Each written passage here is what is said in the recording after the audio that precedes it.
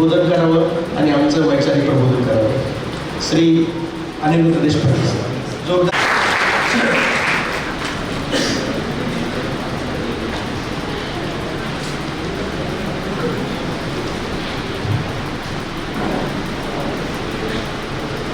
First of all, I'd like to thank the organizers of this program for inviting me to address all of you. And I feel very humbled to be here. In 2015, when I wrote the introduction to Govind Pansarya's Shivaji, which is the English translation of the Marathi text. Shivaji Kon Hota. I could not imagine that one day I would come here and address you on the question of elitist historiography, which you have said, Abhijanwadi Itihas Likhan. In Hindi we call it Abhijatya Itihas Likhan. And when I was asked to come and speak on this, I thought it was my job to somehow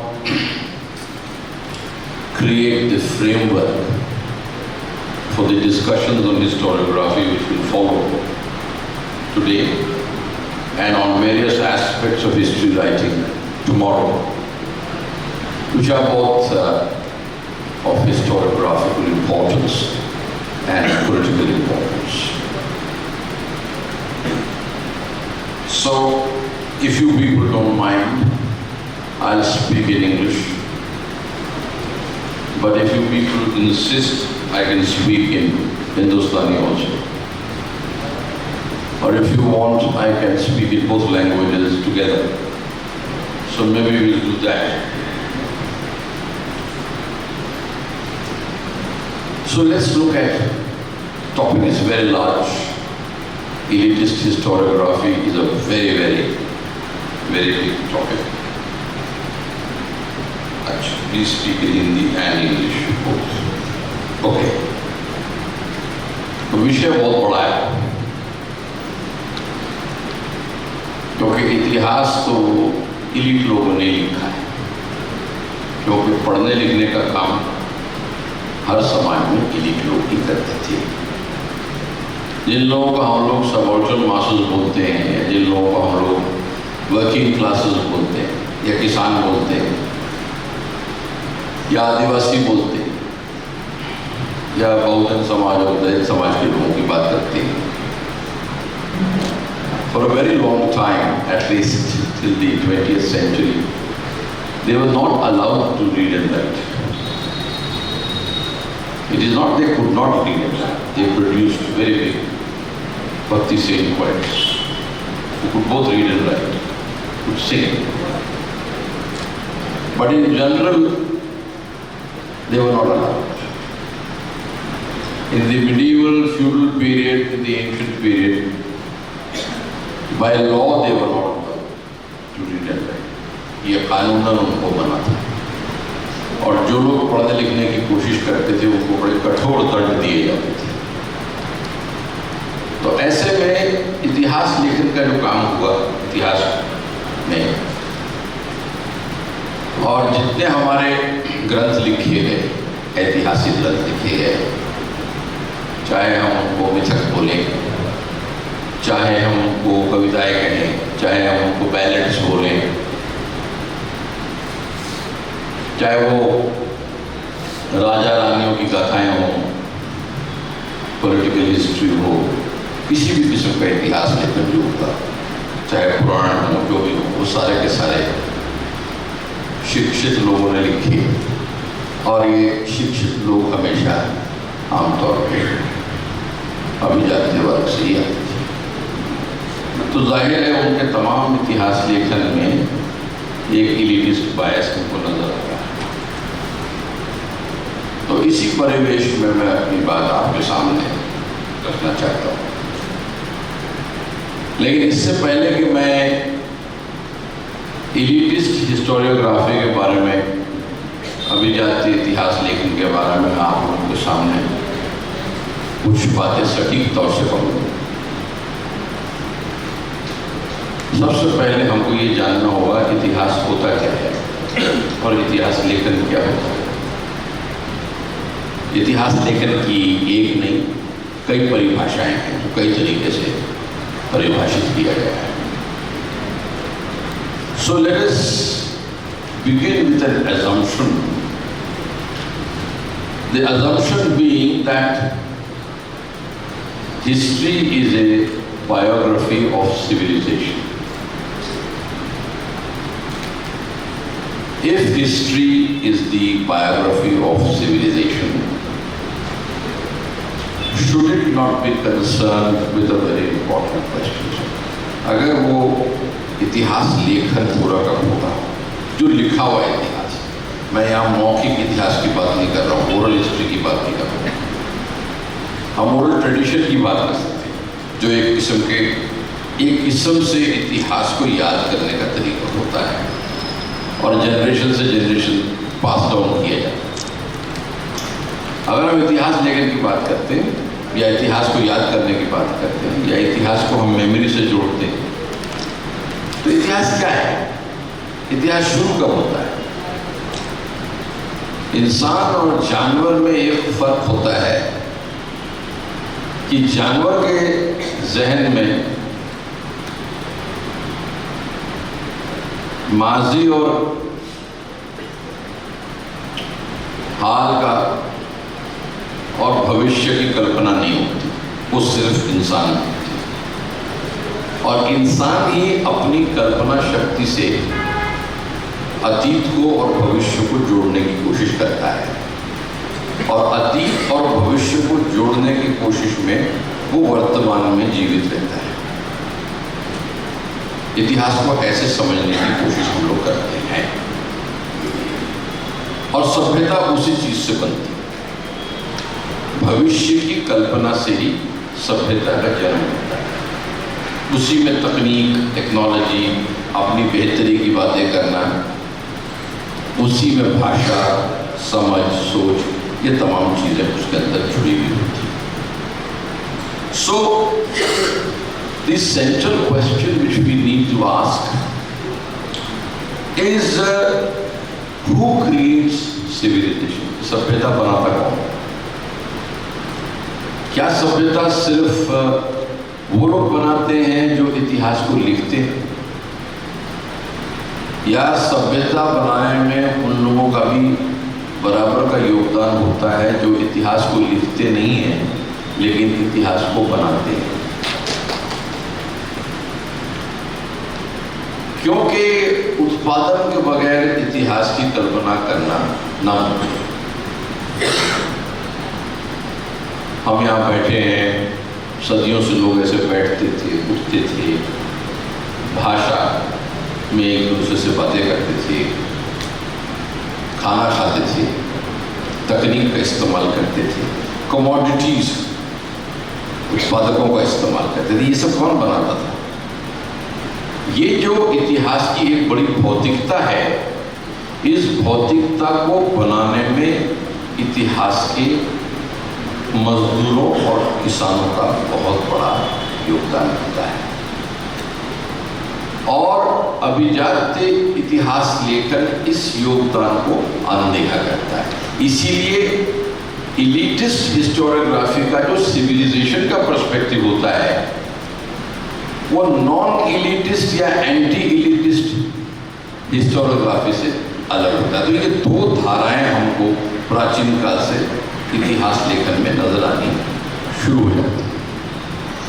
और आप मोटे मोटे तौर पे ये कह सकते हैं कि ये अगर आप भारत के या हिंदुस्तान के परिवेश में इसकी व्याख्या करने की कोशिश करते हैं तो आपको जनरली एक, मैं बहुत मोटे तौर पे कह रहा हूँ, ऐसा नहीं है कि ये इसमें छोटे छोटे और तरीके नहीं है देखने के, एक आपको बहुत पुराना ब्राह्मणवादी तरीका इतिहास को देखने का, समझने का और पढ़ने का आपके सामने आता है, जो हमारे quote unquote Hindu elitist view का सबसे मोटा हिस्सा हमको नजर आता है।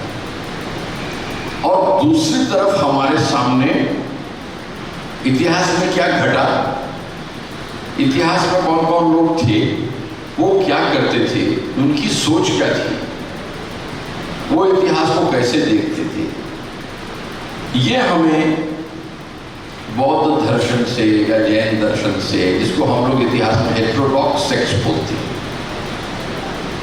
ये जो श्रमणिक ट्रेडिशंस हैं एंशिएंट पीरियड से जो हमारे समाज में है, जो मध्यकालीन युग में भक्ति में तब्दील हो जाता है, जिसमें इतिहास की एक कल्पना जो है हमें बेगमपुर जैसे टेक्स्ट में नजर आती है, जो रविदास ने, जो सर थॉमस मनरो के यूटोपिया जैसा टेक्स्ट है, एक ऐसे समाज की कल्पना जिसमें सब लोग बराबर हैं और सब लोग बराबर होते हुए एक बराबरी के इतिहास को जी रहे हैं और बराबरी के इतिहास की कल्पना कर रहे हैं। तो ये दो मुख्य धाराएं, दो मोटे तौर पे दो मुख्य धाराएं हमारे सामने इतिहास लेखन में और इतिहास दर्शन में नजर आती हैं और बहुत पहले से भारत के इतिहास में ये नजर आना शुरू हुआ। So once civilization has been described, your perspective depends upon how you define civilization. What do you mean by human civilization? And once civilization has been described, एक बार हमने उसको परिभाषित कर दिया, सभ्यता को, इंसानी सभ्यता को, मनुष्य की सभ्यता को, तो उसके बाद इतिहासकार का एक बहुत अहम कार्य हमारे सामने आना शुरू हो जाता है। और वो कार्य ये होता है कि इतिहासकार को इतिहास लिखते वक्त ये दिखाना होता है कि सभ्यताएं कैसे बनती हैं, कैसे बदलती हैं। सिर्फ सभ्यताओं को डिस्क्राइब नहीं करना होता, सभ्यताएं कैसे बदलती हैं समय के साथ, जगह के साथ, over time and space, how do civilisations change. And the work of the historian is not description but the search for the causes of change. And when you look at the causation of change, it is then that you realize that the difference between elitist historiography and non-elitist historiography becomes very, very clear.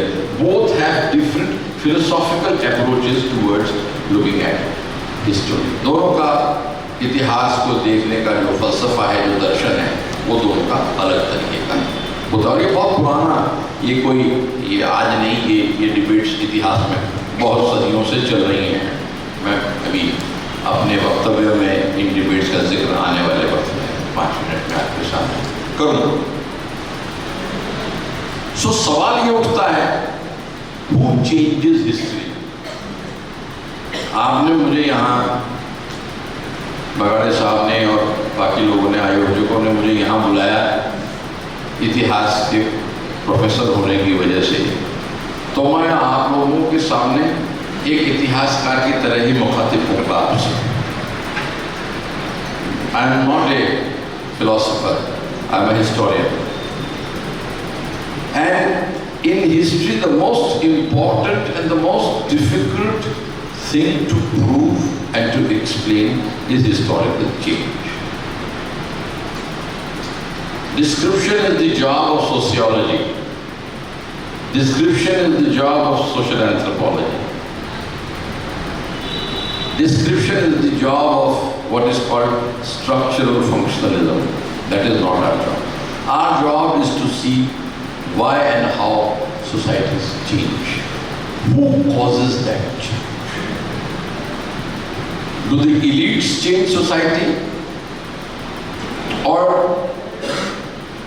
do those people who are not mentioned in history by the elites are the ones who are the most important motor of change in history? और ये इसलिए जो पुरोगामी आंदोलन हैं, जो progressive movements हैं हिंदुस्तान में और पूरी दुनिया में, लोगों में इतिहास को बदलने का जो विश्वास है वो पैदा करना इन आंदोलनों का काम है। जब तक लोगों में ये विश्वास पैदा नहीं होगा कि वो इतिहास के कारक हैं, सिर्फ इतिहास के विक्टिम्स नहीं हैं, तब तक वो इतिहास के एजेंट्स नहीं बनेंगे और इतिहास को जैसे उनको बदलना चाहिए अपने हित में वो नहीं बदल पाएंगे। वो सिर्फ अभिजात वर्ग की तुती बजाते रह जाएंगे।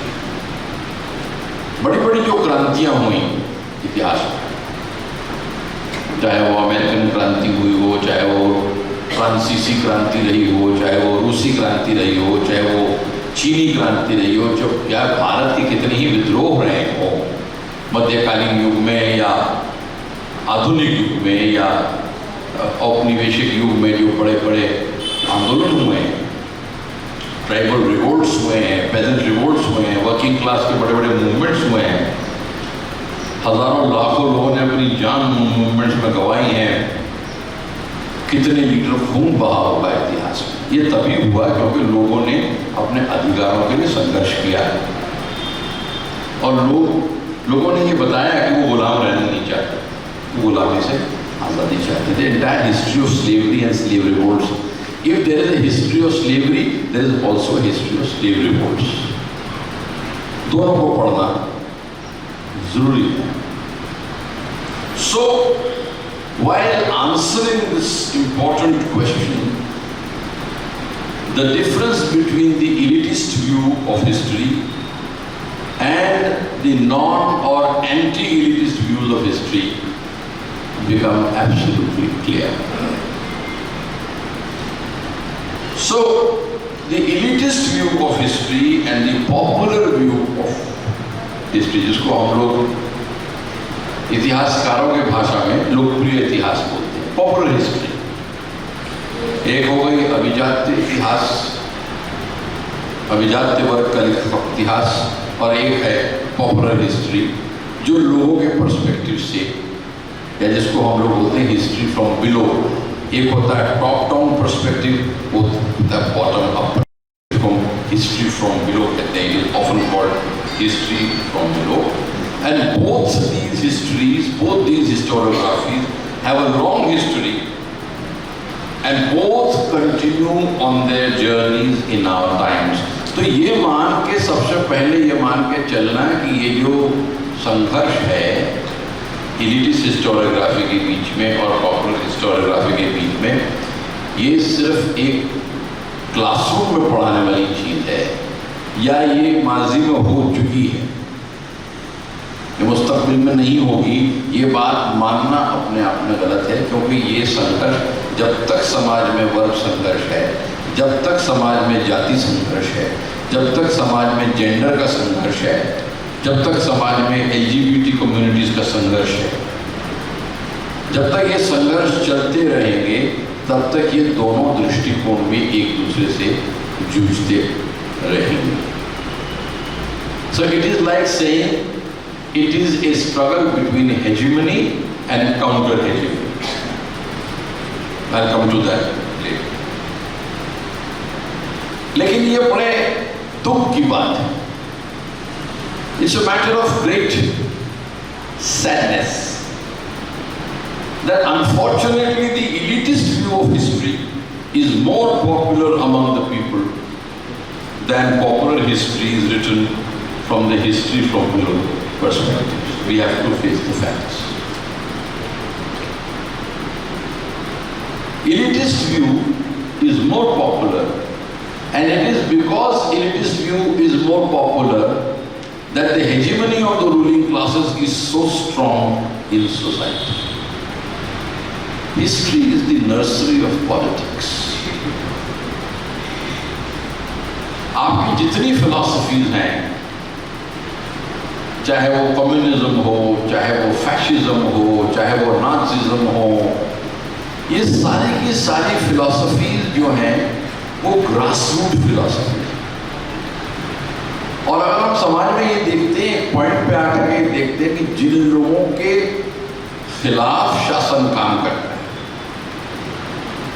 जिन लोगों के एलिट्स के साथ बड़े अंदर तक जाने वाले अंतर विरोध हैं, अगर वही लोग एलिटिस्ट व्यू को डोमिनेंट व्यू मान के चलते हैं तो उसका मतलब हमारे एजुकेशन सिस्टम में जिस किस्म के इतिहास को पढ़ाया गया है पिछले 100-150 साल से कम मैं इतना कहूँगा 1857 में जब 3 यूनिवर्सिटीज़ हिंदुस्तान के मुख्तलिफ इलाकों में बनाई गई, बम्बई में, मद्रास में और कलकत्ता में, तीनों यूनिवर्सिटीज़ 1857 में बनाई गई।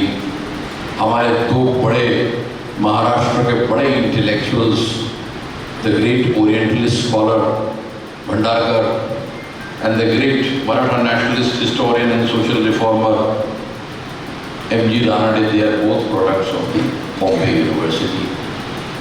And Ranade is one of those, if you read his Rise of Maratha Power, which is a very, it used to be a very popular book in our times, आजकल पढ़ा ही लोग पढ़ते नहीं पढ़ते, उसमें आपको बहुत बड़ी clear elitist view of history नजर आता है।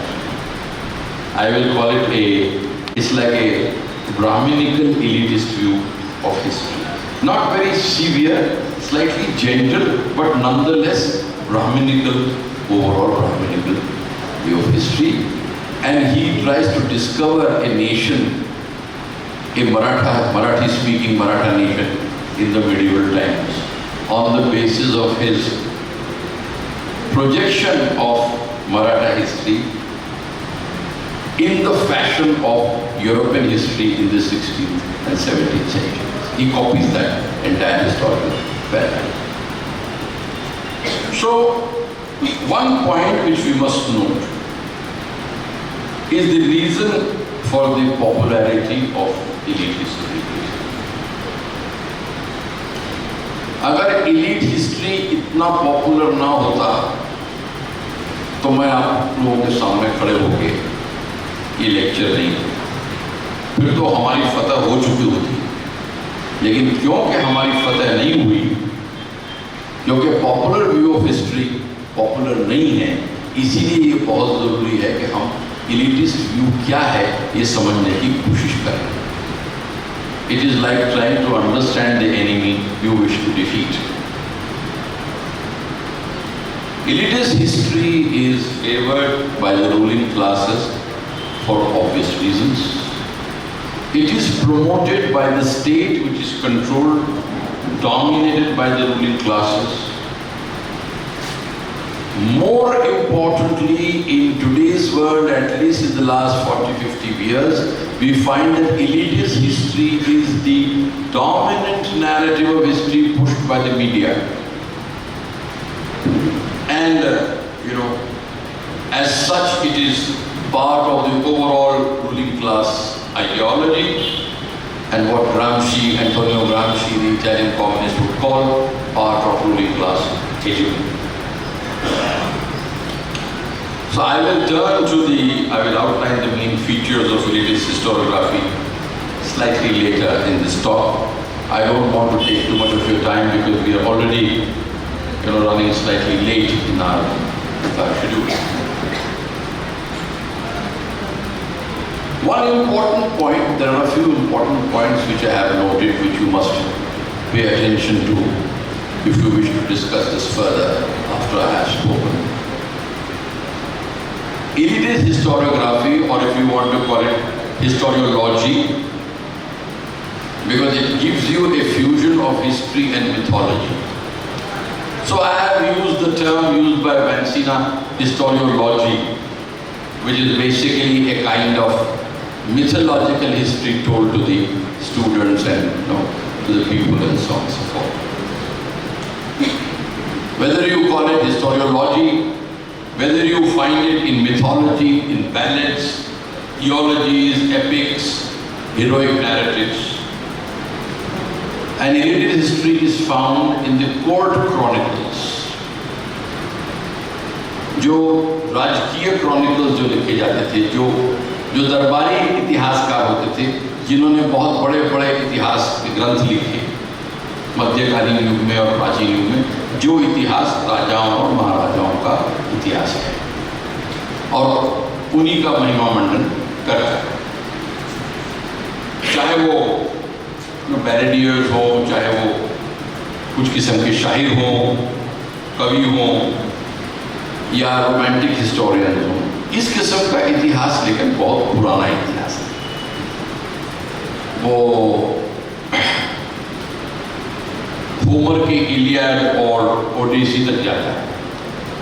वो आपके देश में महाभारत और रामायण जैसे एपिक्स में उस किस्म के इतिहास दर्शन का बोध आपको मिलता है, या आपके पौराणिक कथाओं में जो पुराणों में वो आपको मिलता है।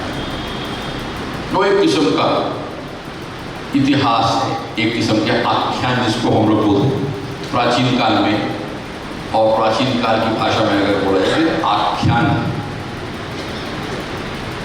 और कुछ उसी किस्म के इतिहास आपको महाराष्ट्र में, सब में नहीं लेकिन महाराष्ट्र के कुछ बखर इतिहासों में भी उस किस्म के इतिहास का वर्णन आपको नजर आता है। शायरी में नजर, शिवाजी के बारे में भूषण की कविताओं में, भूषण के आख्यान में आपको नजर आना शुरू। तो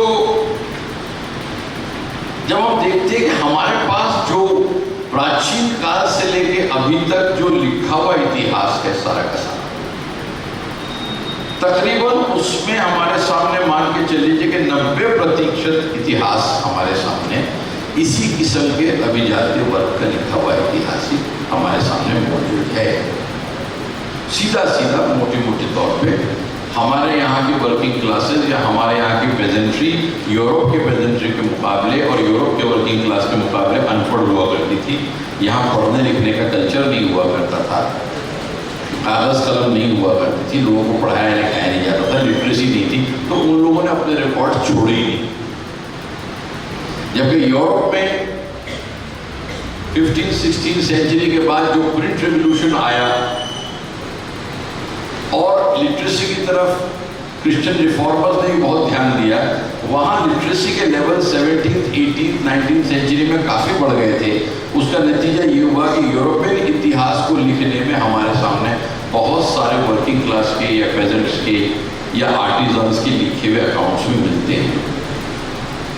और एक होता है इतिहास को अंदाजे से लिखना, और एक होता है इतिहास को उन डॉक्यूमेंट्स की बेसिस पे लिखना जो लोग लिख करके अपने एक्सपीरियंसेस को लिख के साझा करके छोड़ के जाते हैं। दोनों में बड़ा अंतर होता है। उसमें एक सॉलिडिटी है उस किस्म के पॉपुलर हिस्ट्री में जो यूरोप से निकल करके आती है, simply because the class struggles there, the situations there produced, especially even the wars of religion in the 16th century, produced that condition whereby print culture actually began to expand and became very popular in Europe. हमारे यहाँ वो print culture 19th century से develop होना शुरू होता है। उससे पहले हमारे यहाँ कल्चर सारा ओरल कल्चर है, और आम आदमी के पास उतना वक्त नहीं हुआ करता था, उतना सरप्लस नहीं हुआ करता था, उतनी सुविधाएं नहीं हुआ करती थी, उतना तेल जलाने के लिए तेल नहीं हुआ करता था, उतनी मोमबत्तियां नहीं हुआ करती थी कि वो बैठ के अपने इतिहास को लिखे। तो एक तो सोर्सेस की हमारे पास हिंदुस्तान में, भारत में, एशिया में पॉपुलर हिस्ट्री के सोर्सेस हमारे पास इसके मुकाबले कम है। तो 90% जो इतिहास हमारे यहाँ लिखा है वो लीजर्ड क्लासेस ने लिखा, और लीजर्ड क्लासेस रूलिंग क्लास। तो but does this mean that all written history before the emergence of history from below, or what is later on called subaltern history in Gramscian terms, is necessarily elitist history? ये दूसरा सवाल। अगर elite इतिहास को लिख रहा है तो क्या जरूरी है कि वो elitist historiography? This is a difference in perspective. जैसे कॉलोनियल हिस्ट्री और कॉलोनियलिस्ट हिस्टोरियोग्राफी में फर्क होता है। So on the other hand, some history which claim to be popular histories can actually be a kind of elitist history। जैसे 20th century में आते आते हम लोगों को कुछ ऐसी हिस्ट्रीज बताई जाती हैं जिनको ये बताया जाता है कि वो पॉपुलर हिस्ट्रीज हैं, लेकिन असल में उनको अगर हम ध्यान से देखें तो वो पॉपुलर के नाम पे एलिटिस्ट हिस्ट्रीज समझ में आनी शुरू हो जाती है। जैसे कि ऑफिशियल मार्क्सवादी इतिहास लेखन, official communist history writing, party से निकले हुए इतिहास, और ये सारे के सारे इतिहास जो हैं ये इंस्टीट्यूशंस के इतिहास बन जाते हैं, ब्यूरोक्रेसीज के इतिहास बन जाते हैं, पार्टी के रिप्रेजेंटेटिव्स के इतिहास बन जाते हैं, और अक्सर इन इतिहासों में से असली जो लोग होते हैं वो आपको गायब होते।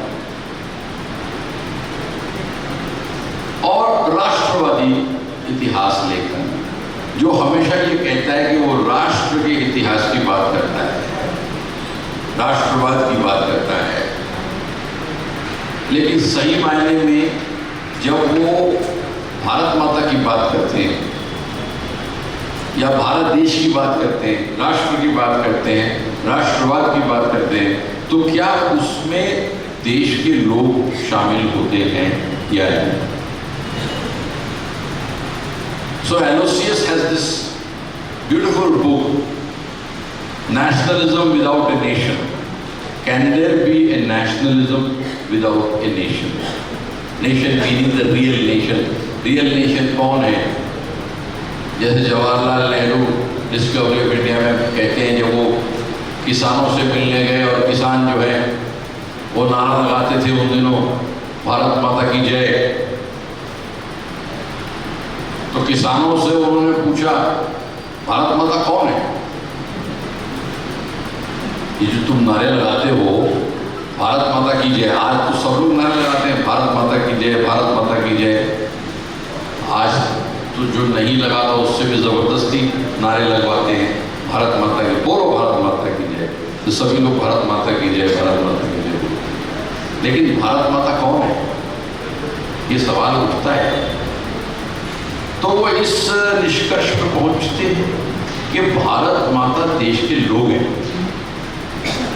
लेकिन आप एक भारत माता की एब्स्ट्रैक्ट टर्म्स में बात कर सकते हैं कि भारत माता एक ज्योग्राफी है, भारत माता एक अखंड भारत है, भारत माता एक मैप है, भारत माता एक ऐतिहासिक एंटिटी है जिसका इतिहास ढूंढना मुश्किल है।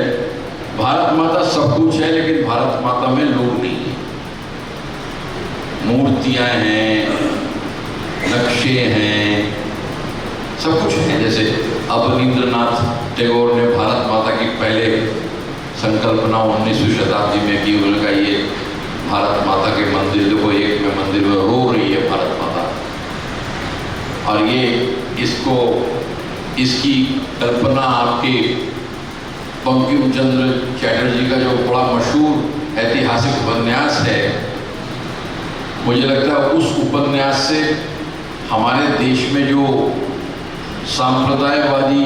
सांप्रदायिक सोच है उसको बहुत बढ़ावा मिला। उपन्यास का नाम है आनंद मठ, वो फिल्म भी आई थी, आप लोगों ने देखी होगी, जिसमें प्रदीप कुमार और अजीत हुआ। तो उसमें मंदिर होते हैं, भारत माता के मंदिर होते हैं। तो भारत माता क्या कोई मूर्ति है या भारत माता देश के लोग? तो राष्ट्रवादी इतिहास लेखन भी आपको ये बताने की कोशिश करता है कि वो भी एक नॉन इलीटिस्ट पॉपुलर हिस्ट्री है, लेकिन आप लोग जब भी किसी भी किस्म के राष्ट्रवादी इतिहास लेखन को पढ़ें तो ध्यान से पढ़ें, होशियार होकर पढ़ें कि वाकई में राष्ट्रवादी आपसे राष्ट्र के बारे में या उसके इतिहास के बारे में क्या कहना चाह रहा है। और आदर्श राष्ट्र में वास्तविक राष्ट्र में बड़ा फर्क होता है। जैसे इतिहास में, आदर्शों में और वास्तविकता में बहुत ज़्यादा फर्क होता है। Realistic history is very different from idealistic, idealised history, historical views, historiography, perspective, so on. This brings me to another important observation on elitist history, I think. Whereas the elitist view of history sprang from those who were elites or the representatives of the elites. लिखता कौन है? Intellectuals लिखते हैं। हर सदी में, हर समाज में लिखने वाले लोग बुद्धिजीवी होते हैं जो लिखते हैं। जिनके पास दर्शन होता है, जिनके पास समय होता है, जिनके पास लिखने के साधन होते हैं, जिनको सुबह 8 बजे से लेकर रात में 8 बजे तक काम नहीं करना होता फिजिकली, आमतौर पर वही लोग लिखते हैं जो दूसरे के सरप्लस पे अपने जीवन को जीते हैं। जो इलीट क्लास होती है वो एक पैरासिटिक क्लास होती है। तो कभी भी पैरासाइट उस किस्म का इतिहास नहीं लिखेगा जिसका फायदा सही मायने में लोगों को होगा। वो अपने अस्तित्व के लिए और अपने एग्जिस्टेंस के जस्टिफिकेशन के लिए ही इतिहास लिखेगा और अपनी ही क्लास का महिमा मंडन उस इतिहास में वो करेगा। हम ही सबसे श्रेष्ठ हैं, हमारी ही जात सबसे श्रेष्ठ है, या हम अशराफ हैं, हम ही उलमा हैं, हम फलां हैं, हम कुरैश ट्राइब के हैं, हमारा ताल्लुक सीधा प्रॉफेट मोहम्मद से होता है, हम ऊंचे हैं, ये अजलाफ हैं, ये नीचे हैं, ये तेली मुसलमान हैं, ये फलाना है, इनको क्या पता इस्लाम का इतिहास क्या होता है। ये हम लिखेंगे, हम आपको बताएंगे, क्योंकि हम इस्लाम के ठेकेदार हैं। उसी तरह से बाकी धर्मों में भी सब धर्मों के ठेकेदार इतिहास भी अपने ठेकेदारी के हिसाब से लिखते हैं। और उसके आपको कई एग्जाम्पल मिलेंगे, एक एग्जाम्पल नहीं, बहुत आपको जो तवारीख ट्रेडिशन है, जो इस्लामिक हिस्ट्री राइटिंग का ट्रेडिशन है, तारीख और तवारीख ट्रेडिशन, उसमें बहुत अच्छे इतिहास भी लिखे गए हैं। लेकिन आमतौर पर जब आप उस किस्म के इतिहास लेखन को देखते हैं तो वो किसी सुल्तान की तारीफ करते रहेंगे, किसी बादशाह की तारीफ करते रहेंगे, क्योंकि सुल्तान और बादशाह ही वो इतिहास लिखवाते थे। और जरूरी नहीं है कि इतिहास, इलिटिस्ट इतिहास लिखने वाले इलीट बैकग्राउंड से ही आए, पॉपुलर बैकग्राउंड से आए लोग भी इलिटिस्ट हिस्ट्री लिखते हैं। जैसे राजस्थान के चारण और भाट, और चारण भाट जो कम्युनिटी है कोई बहुत अपर कास्ट कम्युनिटी नहीं होती, लेकिन आप अगर चारणों और भाटों का लिखा हुआ पढ़ा जो याद करते हैं, जो ट्रेडिशंस, उनमें किसका महिमा मंडन होता है, किसका गुणगान होता है? राजपूत राजाओं का। अरे वही राजपूत जो तुम्हें अपने साथ बिठाने को तैयार नहीं है, तो वो लिख दिया और बड़े फैंटास्टिक इतिहास लिख देते हैं ये चारण भाट। पृथ्वीराज चौहान, पृथ्वीराज रासो लिखा, पृथ्वीराज चौहान को काबुल भिजवा दिया, फिर उसके हाथों वहां मोहम्मद घोरी को मरवा दिया।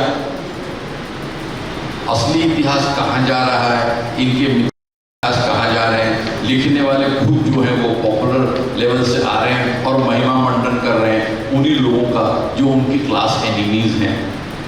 This is called false consciousness. और एलिटिस्ट हिस्टोरियोग्राफी कभी कभी ये खूबसूरती होती है कि नॉन एलिटिस्ट, एंटी एलिटिस्ट लोग भी उस हिस्टोरियोग्राफी को लिखने में एप्रोप्रिएट हो जाते हैं। This is called hegemony. It's like saying आज भगत सिंह को वो सारे लोग एप्रोप्रिएट करने को तैयार हैं जिनके साथ भगत सिंह कभी चलने को तैयार नहीं होते। अब बाबा साहब अम्बेडकर हैं, तमाम हिंदुस्तान में मैं देख रहा हूं कि अब उनकी मूर्तियों के आसपास बड़े बड़े लोहे के जाल लगा दिए गए हैं। अभी रास्ते में भी मैंने कुछ मूर्तियां देखी जिसके आसपास जैसे बाबा साहब को पिंजरे में रख दिया है, क्योंकि एक तरफ तो आप बाबा साहब अम्बेडकर को एप्रोप्रिएट करने में लगे हुए हैं और दूसरी तरफ ऐसे लोग हैं जो एप्रोप्रिएट करते करते रात में जाके उनकी मूर्तियां तोड़ देते हैं। बहुत जगह उनकी मूर्तियों को क्षति पहुंचाई गई। लेकिन ये इस किस्म का जो कॉन्टेस्ट है जो हिस्ट्री में आपको नजर आता है, ये कंटिन्यूसली चलता है। तो अगर हम ये कहेंगे कि in much of ancient India history writing was Brahmanical history writing, then you need a very big project of de-Brahmanizing history. And the history from below which emerges from those histories written by those people who sympathize with the workers and the peasants and the Dalits and the oppressed sections of society. They are the ones who wrote histories from below. Of French Revolution के दौरान people like Parishad, people like Michelet, ज़रूरी नहीं है कि वो लोग खुद गरीब रहे हों, लेकिन उन्होंने गरीबों की हिमायत करते हुए, पेजेंट्री की तारीफ करते हुए, रेवोल्यूशनरी मैसेज के लिए इतिहास लिखा उनके पर्सपेक्टिव से। कार्ल मार्क्स ने भी 19वीं सेंचुरी में जो ऐतिहासिक चीज़ें लिखी, या फ्रेडरिक एंगल्स ने 1844 में जो किताब लिखी the condition of the working class in England, जिससे बहुत इंपॉर्टेंट आधुनिक वर्किंग क्लास हिस्ट्री की शुरुआत होती है। ये सारे के सारे हिस्ट्रीज फ्रॉम बिलो में आते हैं, जबकि मार्क्स और एंगल्स दोनों खुद मजदूर नहीं थे। तो ज़रूरी नहीं कि आदमी कहाँ से आ रहा है, ज़रूरी ये है कि आदमी की सिंपैथीज कहाँ है और किन के साथ है। इंटेलेक्चुअल का वो रोल सोसाइटी में बहुत ज़रूरी होता है। इंटेलेक्चुअल क्या स्टैंड है, क्या इंटेलेक्चुअल ऑब्जेक्टिव स्टैंड लेकर के हिस्ट्री के प्रोग्रेसिव सोर्सेस के साथ खड़ा होता है, या इंटेलेक्चुअल जो है वो एक जिसको हम कहते हैं ट्रेडिशनल इंटेलेक्चुअल बन जाता है, जो सिर्फ अपनी क्लास की पोजीशन के हिसाब से लिखता है। जैसे अम्बेडकर साहब उसमें लिखते हैं अनटचेबल्स में, उन्होंने शुरू में लिखा, उन्होंने कहा ऐसा नहीं है कि ब्राह्मण ज्ञानी नहीं है, ब्राह्मणों में बहुत ज्ञान है, ब्राह्मण बहुत ज्ञानी होते हैं, उनको सब ग्रंथों का ज्ञान होता है, सब ग्रंथ वो मुखस्त याद रखते हैं, लेकिन ब्राह्मण इंटेलेक्चुअल नहीं हो सकता। और एक सवाल पूछते हैं, why did India fail to produce a Voltaire? Voltaire was a great critic of Christianity.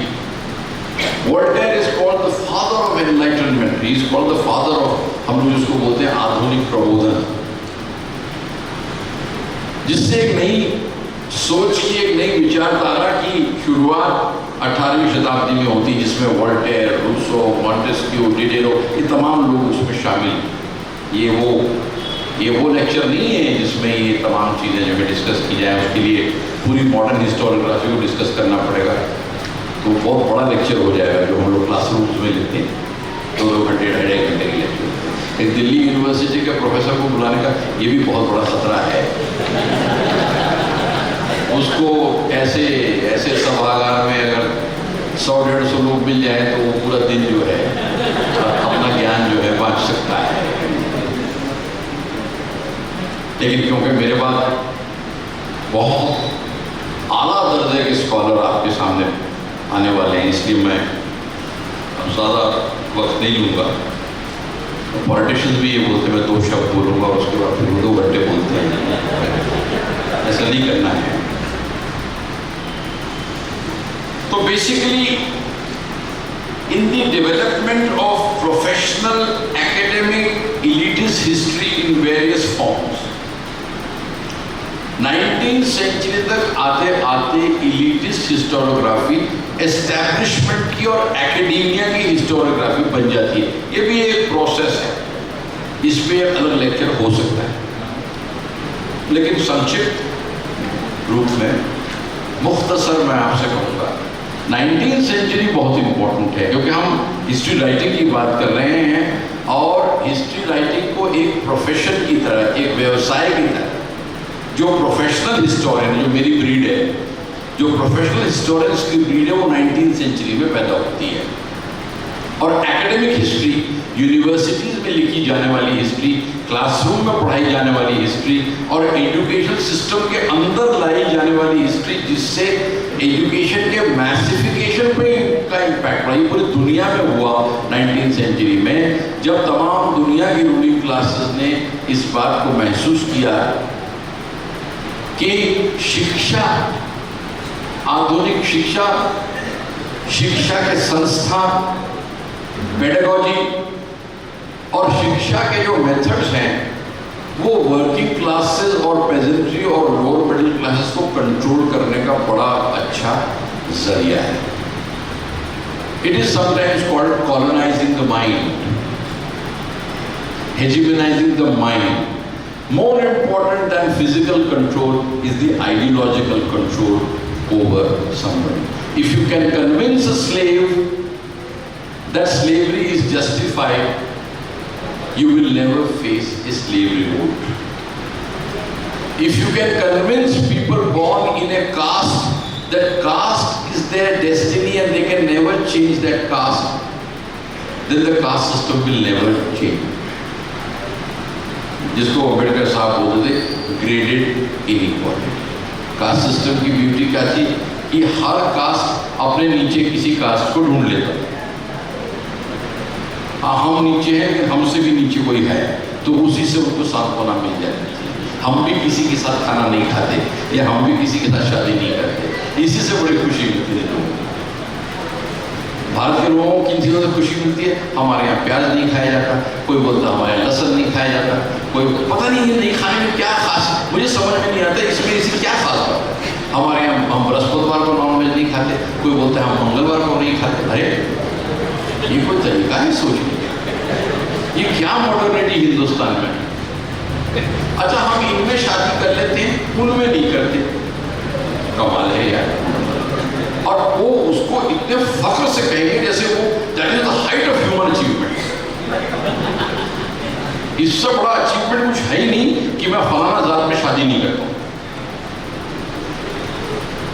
अरे दुनिया कहां पहुंच गई, बाकी देश कितने तरक्की कर गए, कैसी कैसी सिविल सोसाइटीज बन गई, कैसी कैसी फ्रीडम्स बन गई, कितना लोगों ने संघर्ष किया। और यहाँ आप इसी चीज से खुश हैं कि मैं मंगलवार को प्याज नहीं खाता। अरे आपस में बैठेंगे, क्या डिस्कशन होगा? हमारे यहाँ बृहस्पतिवार को, हमारे यहाँ शनिवार को। पता नहीं इन अंधविश्वासों से इस देश के लोगों को कब छुटकारा मिलेगा। मैं तो देख रहा हूँ ये अंधविश्वास कम होने की बजाय ये समाज में बढ़ते चले जा रहे हैं। और वो जो सबाल्टर्न क्लासेस हैं, जो पहले जिनमें बगावत की भावनाएं ज्यादा होती थी, मैं देख रहा हूँ उन लोगों में संस्कृताइजेशन की भावनाएं ज्यादा आती जा रही। मैं अपने परिवार में मैंने देखा, मेरा मिश्रित परिवार है, हमारे परिवार में अजीब अजीब लोग होते थे। कोई क्रिश्चियन से शादी कर लेता था, कोई मुसलमान से कर लेता था, कुछ लोगों ने दलित में भी शादी कर ली। तो एक जनरेशन में 30-40 साल में मैंने चेंज ये देखा कि अब जो जनरेशन आ रही हैं उनमें कंजर्वेटिज्म और बिलीफ ज्यादा हो रहा है।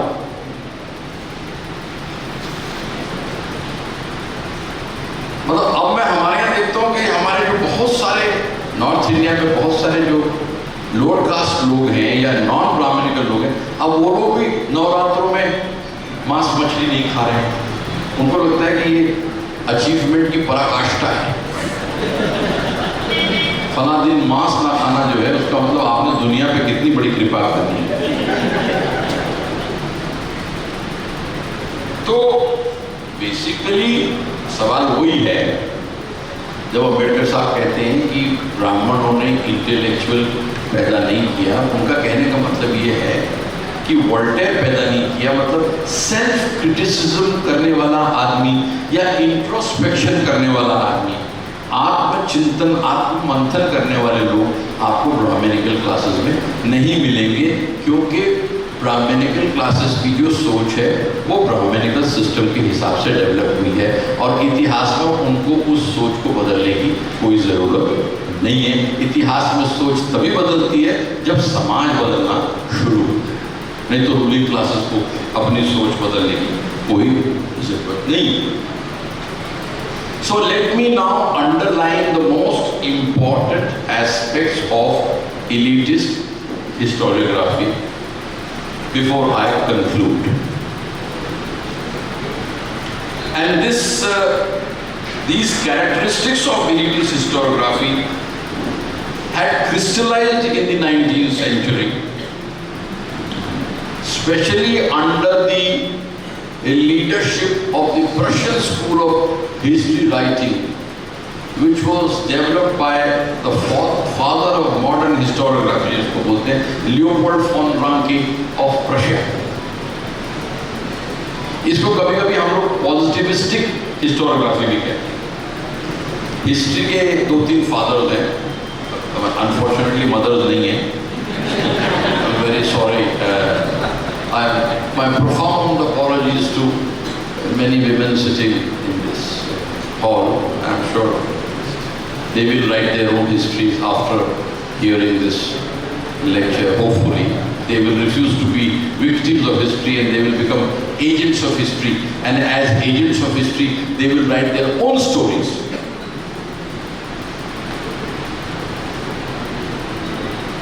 तो आप जो एलिटिस्ट हिस्टोरियोग्राफी देखते हैं, व्हाट्सएप यूनिवर्सिटी पे पढ़ते हैं, बच्चे लोग आजकल व्हाट्सएप पे पढ़ते हैं, व्हाट्सएप यूनिवर्सिटी, ठीक है, फलाना राजा, राजपूत राजा 7.5 फुट का था, उसकी तलवार 80 किलो की थी, उसका वजन 400 किलो था. मैंने कहा घोड़े पे तो दया करो, कम से कम कुछ तो एनिमल राइट्स का सोचो.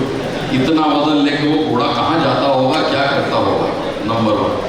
80 किलो की अगर तलवार होगी, मुझे बताइए भाई साहब, कोई दुनिया में आदमी 80 किलो की तलवार जो है नहीं चला सकता.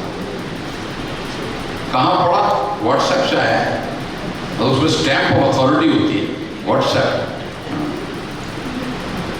नेहरू के वालिद मुसलमान थे, कहाँ पड़ा? व्हाट्सएप का फोटो आया था.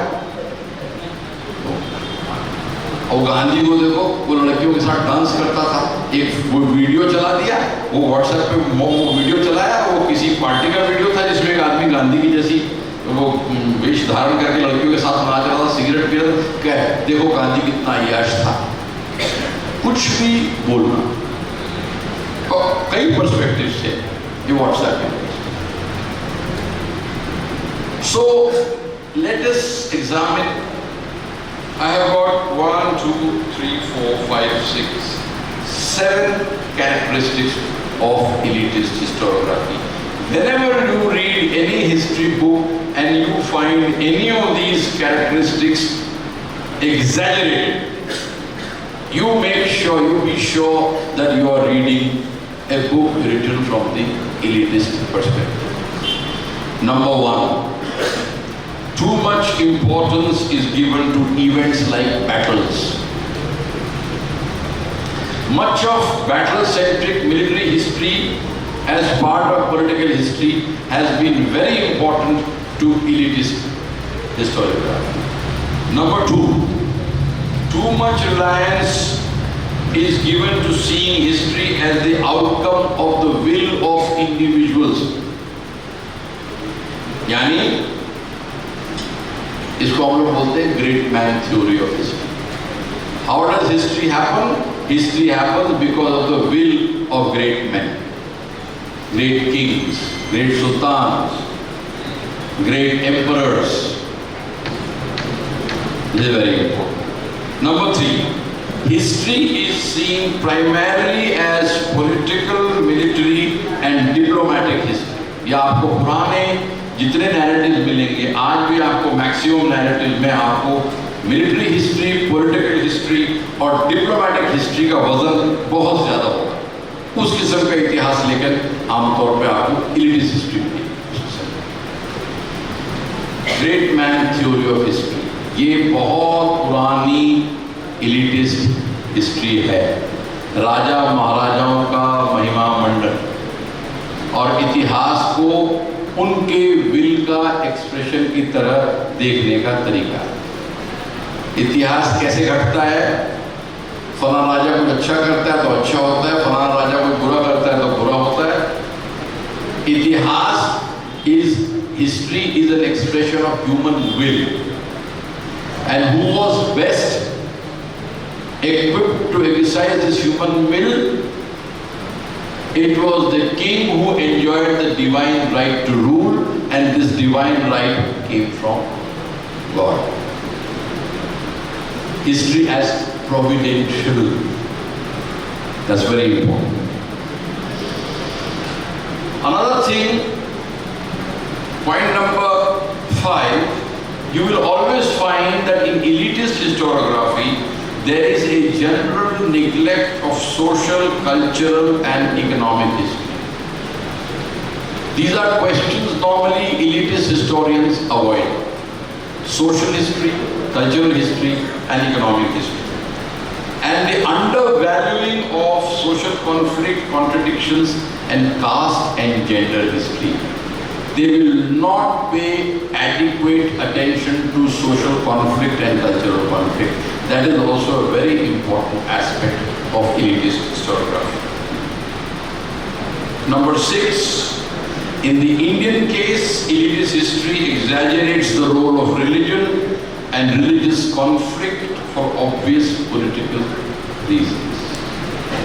The correct way of looking at the past is to see it both as the dialectics of conflict and cooperation.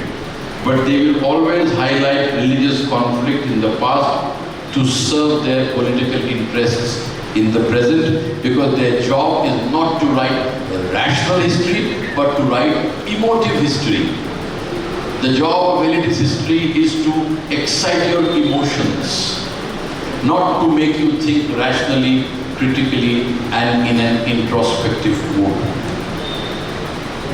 Because that serves the politicians, that serves the intellectuals of the ruling classes. And finally, the most important element of elitist history as it emerged, especially in the 19th century, is the idea of the nation. The idea that the nation is the vehicle of history and that it has always been so. This leads to romanticizing the past and searching for golden ages in the past, and this is an important feature of elitist historiography. They will say that there were golden ages in the past. So Akbar's reign becomes a golden age. Ashoka's, or not so much Ashoka nowadays, but Chandragupta, not Maurya, but the Samudragupta's time has become, very imperialist and colonialist and very, very golden age, And they will connect Kalidas and all kinds of historical personages, without scant attention to chronology to this age. Or like it developed in the 19th century, the golden age of the Vedas, जहाँ सब कुछ था लेकिन हम cycle नहीं बना सकते थे। That's a different debate.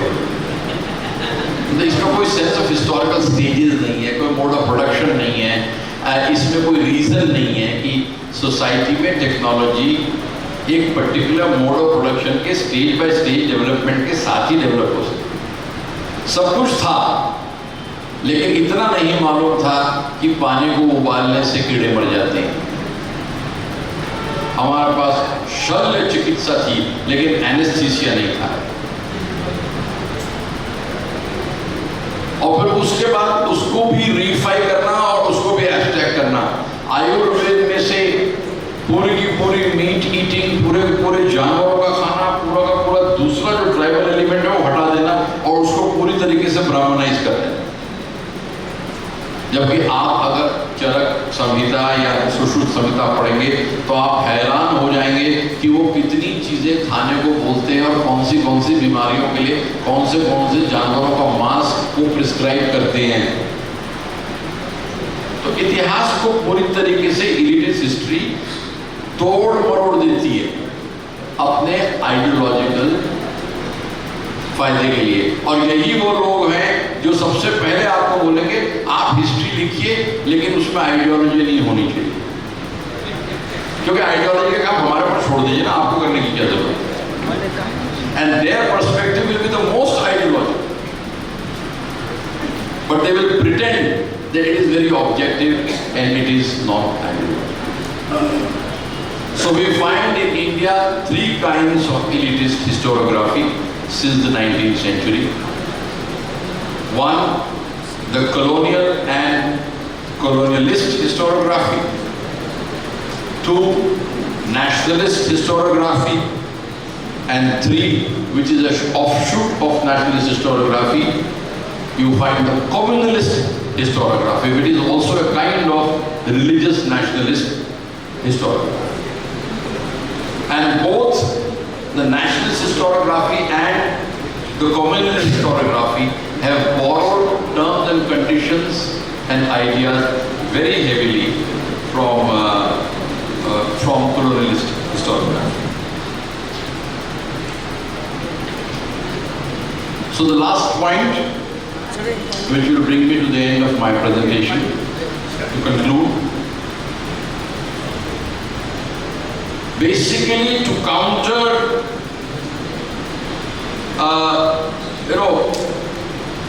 to counter these hegemonic narratives of colonialist historiography, nationalist historiography, and communalist historiography. The perspectives of subversion and rebellion against Brahminical views of the past, they were developed in the 19th century. 19th century is also the time when these views are being contested. तो ये मत समझिए कि 19th century में सिर्फ Brahminical view है. आज अगर हम लोग यहाँ बैठे हैं, so we are carrying forward the legacy of the 19th century in another way. And a different kind of historical view is developed from the 19th century onwards, which takes advantage of the modern methods of history writing which had come into India from Europe and England in the 19th century, with all the advantages and disadvantages. People like Pule, people like Narayan Guru, people like Ambedkar, and people like later on the radical thinker, rationalist, atheist, Periyar. They are the counters. They provide you the counters. The development of Marxist historiography and later the subaltern school and feminist history writing added to the serious qualification of elitist history writing in India. Thus, the contest between elitist historiography and popular history, which began seriously in the 19th century, continues in our times.